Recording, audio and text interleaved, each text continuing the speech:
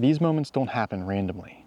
They're predictable if you know what to look for. Have you ever been watching wildlife for a while, taking a few photos, but then felt like you missed the best moments to take the photos, the best action? A lot of times in wildlife photography, getting better wildlife photos is not about reacting faster. It's about being able to anticipate the action before it actually happens.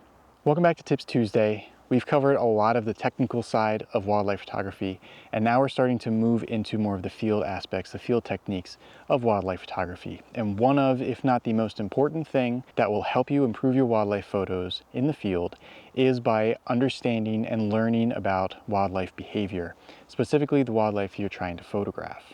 Understanding their behavior is going to allow you to be able to predict what is about to happen so you can be ready to take the photos. Now, for a lot of us, this is a mindset shift. A lot of beginners, they go out and they look for the wildlife, they see the wildlife, and they react to what is happening out in front of them. As you become more experienced out in the field, you shift. It's a natural occurrence where you stop just chasing the wildlife and start to be able to anticipate what the wildlife is going to be doing and where they're going to be found.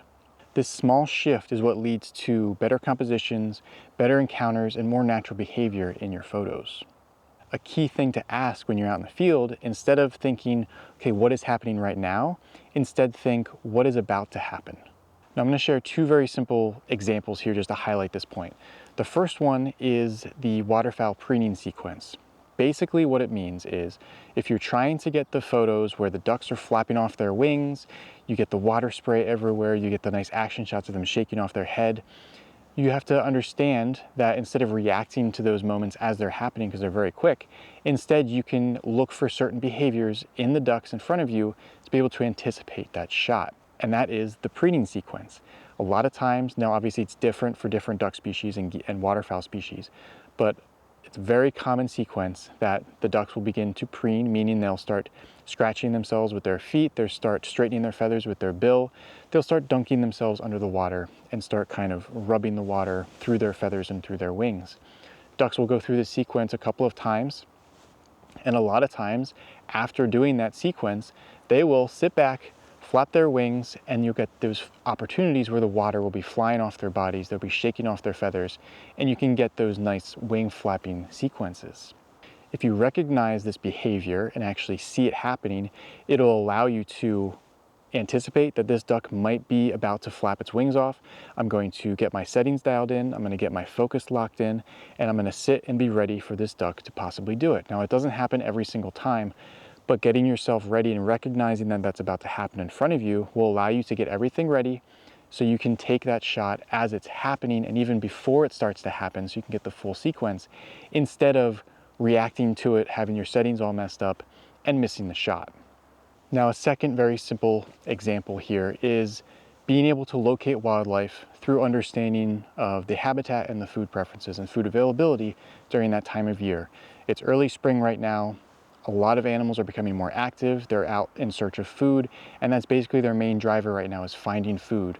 Wildlife is often tied to that food source. So if you are able to understand what food is available at a certain time of year, you can go out and find those locations where that food is present, and you're able to set yourself up in position, get the compositions you're looking for, and have the wildlife enter that location with you already there, allowing you to have a lot more natural behavior shots and just more enjoyable encounters because the wildlife is now coming towards you instead of you chasing them. The best example right now this time of year is with black bears. They're out of their dens, they're foraging, looking for food.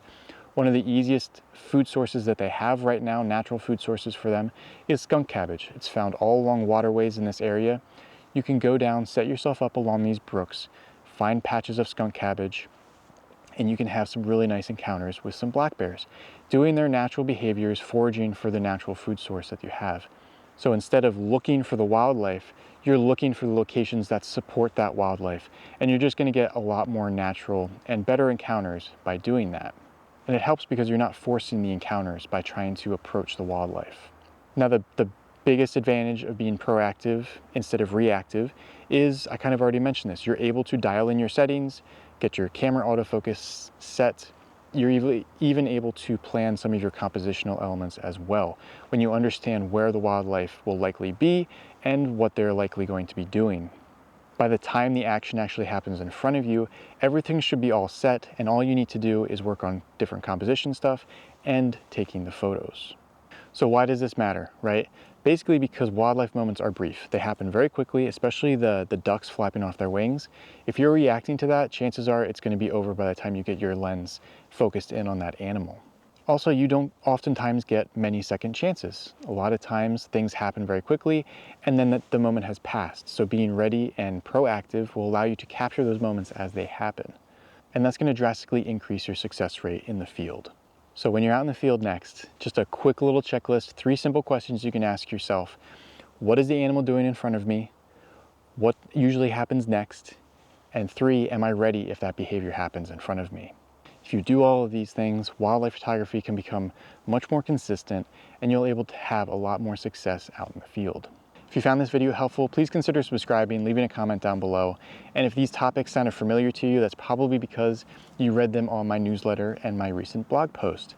If you haven't yet subscribed to my newsletter and blog post, please consider doing so.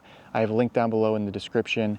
I don't spam you. It's 1 newsletter a month, 1 blog post a month, where I talk about specific different concepts, different topics, and I also talk about everything that's happening in different things I'm offering on the side as well. So consider subscribing to that. Thank you for those who already have.